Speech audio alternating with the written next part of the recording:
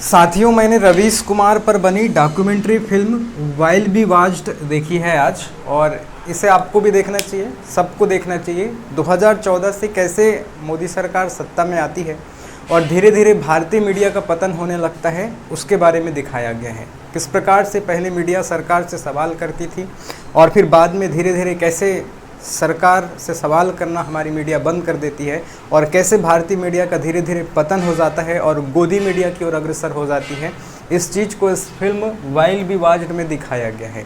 और फिर एक ही चैनल बचता है कुछ समय के लिए, एनडीटीवी, जो सरकार से सवाल करता है। एनडीटीवी जो सरकार से सवाल करता है, इसी में रवीश कुमार जो है प्राइम टाइम शो करते हैं, प्राइम टाइम शो करते हैं और लगातार ये सरकार से सवाल करते रहते हैं। जैसे कि अभी भी वे सरकार से सवाल कर रहे हैं, उसी प्रकार से वो लगातार जो है उस मीडिया के पतन के दौर में भी वो अपना सत्ता से सवाल करना जारी रखते हैं।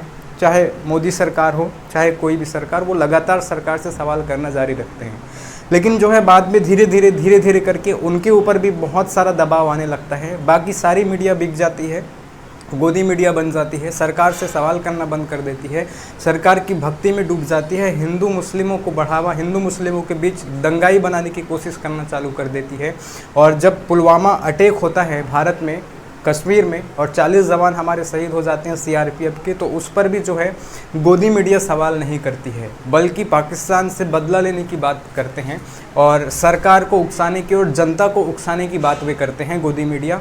और पाकिस्तान से युद्ध करने और पाकिस्तान को जवाब देने की मांग करती है गोदी मीडिया। लेकिन कोई भी मीडिया चैनल सरकार से सवाल नहीं करता कि इतने सारा आरडीएक्स भारत में कैसे आया, कश्मीर में कैसे आया, और कैसे हमारे जवानों को जो है इसमें झोंक दिया गया, और कैसे हमारे 40 जवान शहीद हुए। इस पर जो है सरकार से कोई सवाल नहीं करता है, और वही सवाल करने का काम एनडीटीवी उस समय कर रहा होता है। और सवाल करते हैं सरकार से रवीश कुमार, और ये पूछते हैं सरकार से कि इतना सारा आरडीएक्स भारत में आया कैसे, और कैसे हमारे सेना के जवानों को शहीद होना पड़ा। इस पर जो है फिर भारत में जो बवाल हो जाता है, और फिर सरकार के जो लोग हैं, सरकार के जो अंधभक्त हैं, सरकार के जो आईटी सेल के लोग हैं, वो लगातार रवीश कुमार को जान से मारने की धमकी देने लगते हैं और इन्हें पाकिस्तानी घोषित करना शुरू कर देते हैं, इन्हें मुस्लिम बताना शुरू कर देते हैं, मुस्लिमों का सपोर्टर, समर्थक बताना चालू कर देते हैं, हिंदुओं का दुश्मन बताना इनको शुरू कर दिया जाता है। भारत में इनको राष्ट्र विद्रोही घोषित करना शुरू कर दिया जाता है, और आए दिन इनको जो है फ़ोन कॉल पर धमकियां देनी शुरू कर दी जाती है। आपको मार दिया जाएगा, आप पाकिस्तान चले जाएं, देश को छोड़ दें, इस प्रकार की धमकियां जो है रवीश कुमार को देना चालू कर देते हैं। लेकिन रवीश कुमार इन सब चीज़ों को फेस करते हुए अपना काम जारी रखते हैं। लेकिन उनके भीतर भी एक डर भरता है, उनके परिवारों को भी धमकी दी जाती है, मारने की, जान से मारने की धमकी दी जाती है। ये सारी चीज़ों को वो फेस करते हुए सरकार से सवाल करने का काम जारी रखते हैं।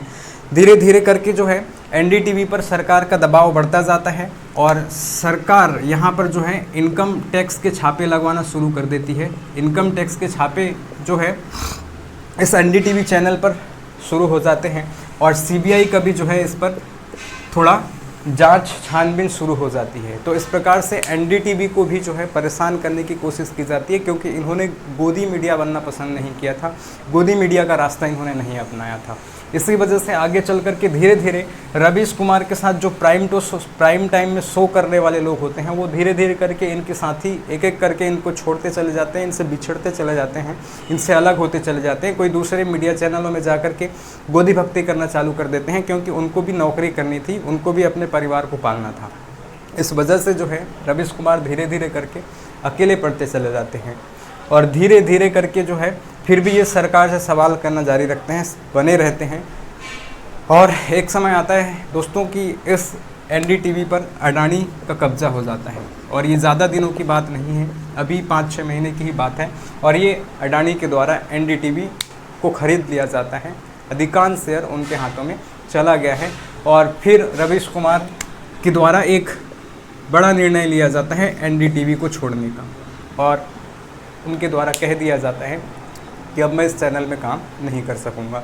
तो इस प्रकार से गोदी मीडिया के पतन को इस वाइल्ड बी वास्ट फिल्म में दिखाया गया है और रवीश कुमार पर बढ़ते दबाव को भी इस फिल्म में दिखाया गया है। उनका परिवार परेशान रहता है और 2019 का समय थोड़ा सा उनके लिए खुशहाली का समय आता है, जब 2019 में इनको रेमन मैग्सेसे पुरस्कार से अवार्ड किया जाता है। रेमन मैग्सेसे पुरस्कार से अवार्ड किया जाता है, ध्यान रखिएगा।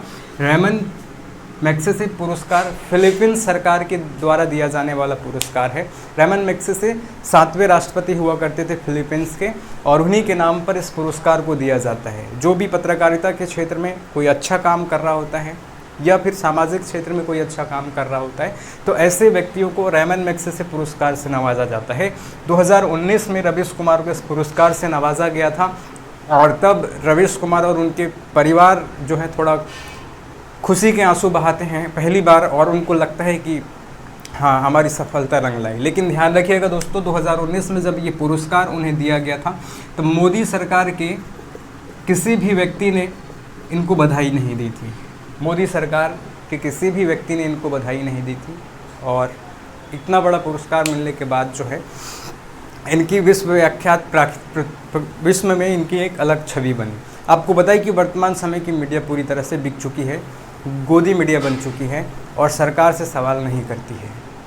और अभी वर्तमान में एनडीटीवी छोड़ करके रवीश कुमार यूट्यूब में अपना चैनल बना करके सरकार से लगातार सवाल कर रहे हैं, और उनसे भी पूछा गया कि आप फिर भी हार क्यों नहीं मान रहे, सरकार से क्यों लगातार सवाल कर रहे हैं। तो उन्होंने कहा कि हार मानना क्या उसमें, वो हम तो जारी रखेंगे बोल दिया है उन्होंने।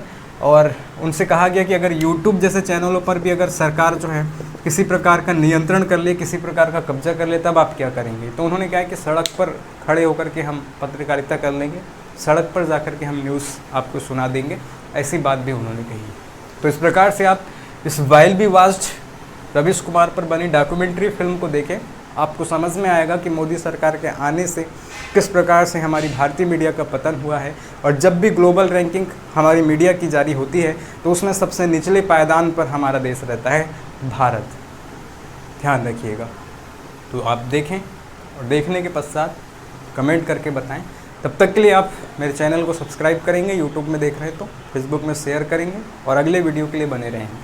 धन्यवाद, जय हिंद।